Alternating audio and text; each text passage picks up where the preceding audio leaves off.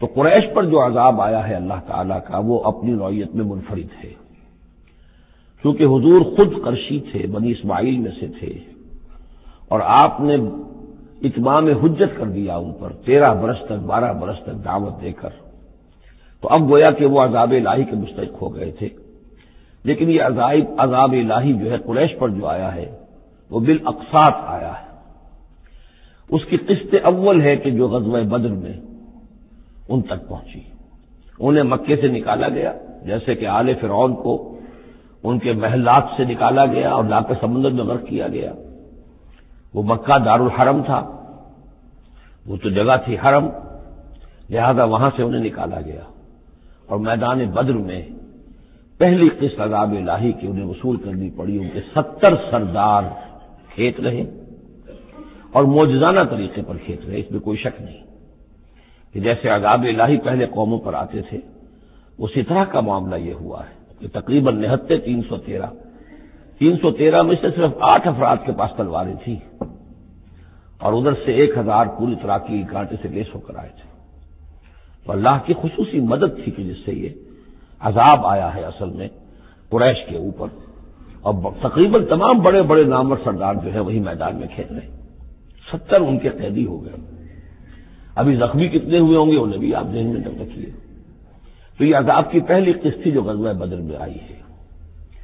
اور پھر عذاب کا آخری مرحلہ آیا ہے سن 9 ہجری میں، جب مشرکین عرب کو آخری الٹیمیٹم دے دیا گیا کہ اب بس چند مہینے کی تمہیں مہلت دی جا رہی ہے، اس کے اندر اندر یا ایمان لے آؤ اور یا تمہیں تہہ تیغ کر دیا جائے گا۔ فَإِذَا انسَلَخَ الْأَشْهُرُ الْحُرُمُ فَاقْتُلُوا الْمُشْرِكِينَ حَيْثُ وَجَدتُّمُوهُمْ۔ اب یہ انتہائی یوں سمجھیے کہ توہین اور تذلیل کے ساتھ چیلنج تھا۔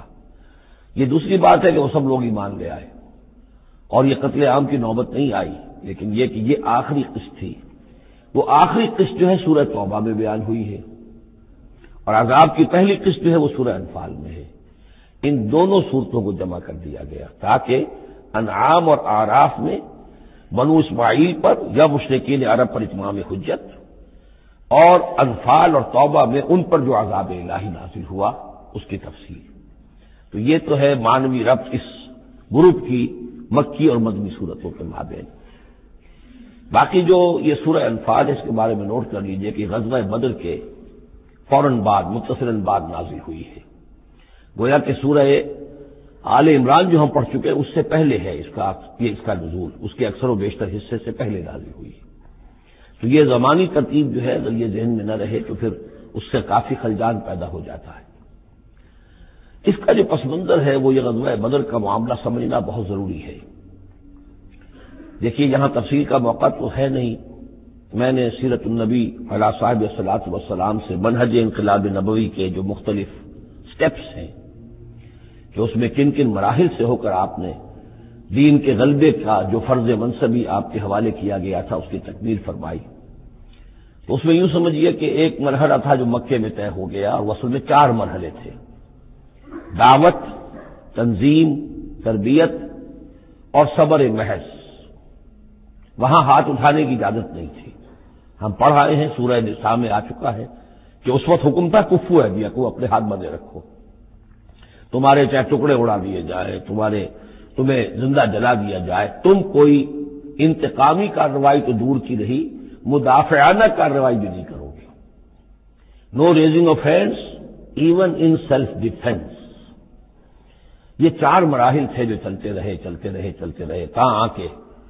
ایک طرف تو حضور کے پاس جانثاروں کی ایک جماعت تیار ہو گئی جو سرد و گرم چشیدہ تھے، ہر طرح کے حالات میں سے گزر چکے تھے، سختیاں جھیل چکے تھے، قربانیاں دے چکے تھے، ان کے اخلاص مع اللہ میں کسی شک و شبے کی گنجائش نہیں تھی، ان کے دل جو ہے خالص ہو چکے تھے اللہ کے لیے۔ اور دوسری طرف یہ کہ اللہ تعالیٰ نے ایک دارالہجرت کا انتظام کر دیا، کھڑکی کھول دی مدینے کی طرف، ہجرت کا اہتمام ہو گیا تاکہ اہل ایمان کو وہاں سے نکال کر اور مدینے میں لے آیا جائے۔ اب یہاں سے اقدام ہو، اسی لیے ہجرت فرض کر دی گئی کہ اب تمام مسلمان یہاں آ جائیں۔ ظاہر بات ہے کہ ہجرت جو ہے وہ فلائٹ نہیں تھی، وہ کوئی فرار نہیں تھا، بھاگ کر جان بچانا نہیں تھا۔ مغربی مورخین تو اسی نام سے اس کو یاد کرتے ہیں۔ وہ تو اصل میں یہ تھا کہ ایک جگہ اگر اس کام کے لیے موضوع نہیں ہے تو کوئی اور بیس، آلٹرنیٹ بیس اگر مل جائے تو وہاں سے اپنا آفینسو جو ہے، آخری فیصلہ کن اقدام جو ہے وہاں سے لانچ کیا جائے۔ لہذا مدینے میں آ کر حضور نے صلی اللہ علیہ وسلم صرف 6 مہینے لیے ہیں انٹرنل کنسالیڈیشن۔ جب آپ آئے ہیں، نئے نئے آئے ہیں، مہاجرین نئے آئے ہیں، تو ایک تو یہ کہ ان 6 مہینے میں آپ نے مسجد نبوی تعمیر کر لی، مرکز بن گیا، گورنمنٹ ہاؤس بھی ہو گیا یہ، اور پارلیمنٹ ہاؤس بھی ہو گیا، دارالندوہ بھی ہو گیا، دارالعلوم بھی ہو گیا، خانقاہ بھی ہو گئی، عبادت گاہ بھی ہو گئی، مرکز ہو گیا۔ ثانیاً آپ نے انصار اور مہاجرین کے اندر مواخات کرا دی، ایک ایک انصاری ایک ایک مہاجر بھائی بنا دیا۔ تیسرے یہ کہ آپ نے بہت بڑا کام یہ کیا کہ جو یہود کے قبیلے وہاں آباد تھے ان کو آپ نے ان کے ساتھ ایک معاہدہ کر لیا، جوائنٹ ڈیفنس آف مدینہ، میثاق مدینہ، مدینے کی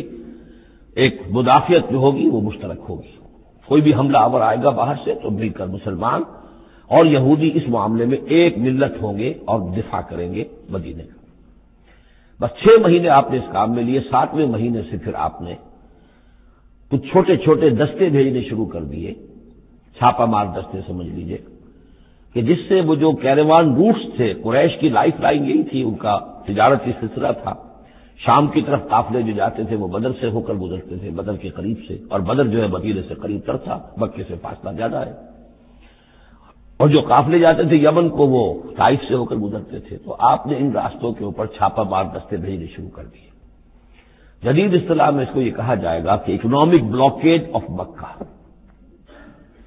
8 ایسی مہمیں غزوہ بدر سے پہلے ثابت ہیں 1.5 سال کے اندر۔ 6 مہینے آپ نے وہ لیے، 1.5 سال اور 2 سال کے بعد غزوہ بدر ہو گیا ہے۔ تو یہ 1.5 سال میں 8 مہمیں، جن میں سے 4 میں کہ حضور خود بھی بنفس نفیس شریک رہے ہیں، اس لیے وہ غزوات کہلاتے ہیں، اور 4 وہ ہیں کہ جن میں آپ نے صرف کچھ لوگوں کو بھیج دیا ہے کسی امیر کے تحت، وہ سرایا کہلاتے ہیں۔ تو یہ جو صورتحال ہوئی، اور اس میں یہ بھی ہوا کہ حضور جہاں جاتے تھے خود تو وہاں کے قبائل سے آپ معاہدے کر لیتے تھے۔ اب یا تو وہ لوگ قبائل جو تھے مقامی، پہلے تو وہ قریش کے حلیف تھے، اب یا تو وہ حضور کے حلیف ہو گئے، مسلمانوں کے حلیف ہو گئے، تو قریش کی طاقت کم ہوئی، مسلمانوں کی بڑھ گئی، یا یہ ہے کہ وہ نیوٹرل ہو گئے کہ ہم نہ قریش کی مدد کریں گے آپ کے خلاف، نہ آپ کی مدد کریں گے قریش کے خلاف، نیوٹرل ہو گئے۔ اس سے بھی یہ ہے کہ قریش کا جو حلقہ اثر تھا، سیاسی زون آف پولیٹیکل انفلوئنس، وہ کم ہو رہا ہے۔ یہ 2 چیزیں ایسی ہوئی ہیں، political isolation of Quraysh and economic blockage of Mecca, جس کے نتیجے میں مکے والے جو ہیں پھر یوں سمجھیے کہ تنگ آمد بجنگ آمد، ورنہ مکے والوں کی طرف سے کوئی آغاز ثابت نہیں ہے تاریخ میں کہ حضور کے اور مسلمانوں کے مکے سے جانے کے بعد ان کی طرف سے کوئی ابتدا ہوئی ہو، کوئی انیشیٹو لیا گیا۔ 2 واقعات خاص طور پر ایسے ہو گئے کہ ایک چھوٹا سا آپ نے ایک دستہ بھیجا تھا نخلا، اور یہ نخلا جو ہے یہ مکے اور طائف کے مابین ہے، تو سمجھیے کس قدر فاصلے پر، اور وہاں مٹبھیڑ ہو گئی، جو مسلمان وہاں بھیجے گئے تھے ان کے کفار کے ساتھ۔ وہاں ایک مشرک مکے کا مارا گیا، ایک کو انہوں نے قید کیا، ساتھ لے آئے، کچھ سامان جو ان کا تجارت تھا وہ بھی لے آئے، وہ مال غنیمت سمجھ کر۔ تو حضور اگرچہ ناراض ہوئے کہ میں نے تمہیں لڑنے کا حکم نہیں دیا تھا، میں نے اس لیے بھیجا تھا کہ وہاں رہو